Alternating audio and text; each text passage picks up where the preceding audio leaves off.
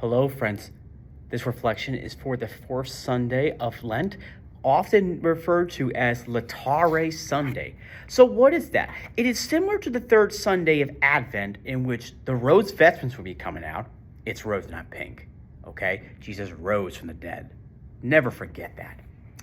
And we are very close to the end of our Lenten journey, and we're just 2 weeks away from Holy Week and 3 weeks away from the resurrection. For this particular Sunday, we hear about the passage account of Jesus curing the blind. And I find it very metamorphical as we look at how this passage can really relate to some of the things that are happening today. But first, we go back to the first book of Samuel, which is chosen for this Sunday, in which Samuel is told to find the next king of God's chosen people. And mind you, Israel wasn't having a really great stretch. From that time they were rescued from Egypt, after the time of Moses, and of course all the times when they were being conquered, liberated, conquered. It's like an endless cycle, if you ask me, right? So let's take a look at, when we first look at the reading for Sunday, what we see is that Samuel didn't care about the outward appearance of David. Rather, it was from God that said, sees the appearance, but of course, the heart. The Lord looks into the heart. Likewise, when we look at the Gospel of John, Jesus didn't care, the blind man, if he was a sinner or not. He looks into our hearts. Every day God sees us. He knows our hearts. And we have confidence that we are who we are because God made us that way. He made each and every one of you unique. And he sees beyond all the flaws, all the times that you weren't perfect in your Lenten journey, all the times that, you would flip out when somebody cuts you off in the middle of the highway. You were not uncharitable in your comments.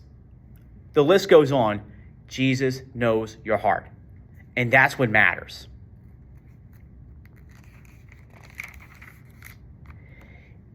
It is fitting that we hear the 23rd Psalm for this Sunday, and it reads that, even though I walk in the dark valley, I fear no evil, for you are on my side. The Lord is always by our side. Now, what is this cure? What can it tell us? Well, first off, the cure of the blind man is an invitation of faith. And he counts the man against his testimony before the Sadducees.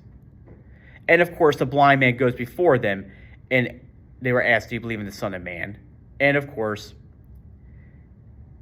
Jesus says that you're speaking with who? And of course, he calls thee to faith. He calls each and every one of us to faith. And that is why we have this Lenten journey. We have this journey because we are called to something that is greater. In the midst of all of our weaknesses, God still calls us to a perfect path, something that is greater than you and I.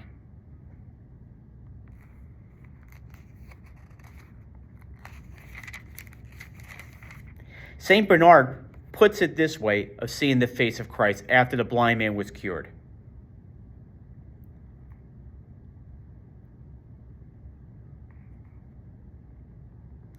It sometimes happens that the physical eye seems to remain dim for a little while, even after a speck that's been taken out or blown away.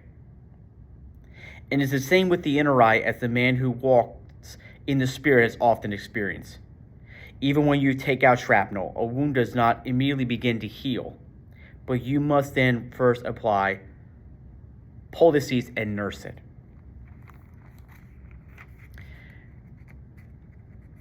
Wow. St. Paul even gives a reminder in his letter to the Ephesians for this Sunday that we are called to be children of the light. We have been delivered from darkness and walk in the light so we could live in goodness, righteousness, and truth while avoiding sin which dims the light. Christ calls us to faith. That faith is dynamic and growing. This is the year when we begin to welcome people into the faith. Those who are returning, who are converting to the Catholic Church, whether they are completing the sacraments or they've never been baptized. Either case, they found their own light that guided them to the church. We too must find our own light that will scatter the darkness that surrounds us. And in this day and age, folks, it's not easy to navigate as a follower of Christ.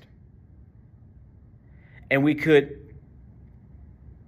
think that we are oppressed by darkness, but Christ will deliver us from that darkness. He is the light. He is the way. You know, one thing that I really like about this Gospels passage is that the Sadducees are represented as the force that denied the light. They refuse to believe. They're obstinately refusing to believe, even though they launch their investigations and inquiries. They do not believe the man who was cured by the Son of Man.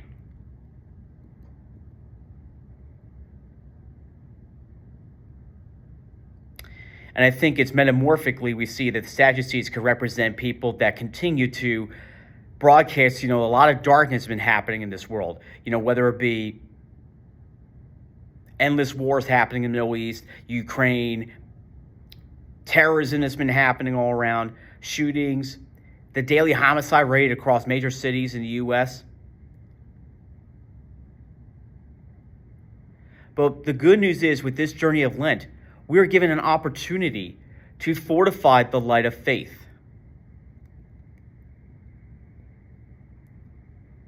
This light of faith must be brightened. And we do that by being the light. Be the light, friends, in a world surrounded by so much darkness, so much gloom.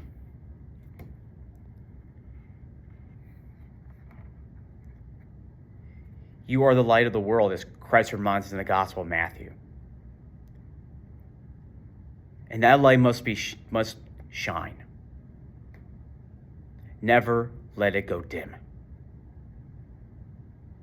Be the children of light. God bless.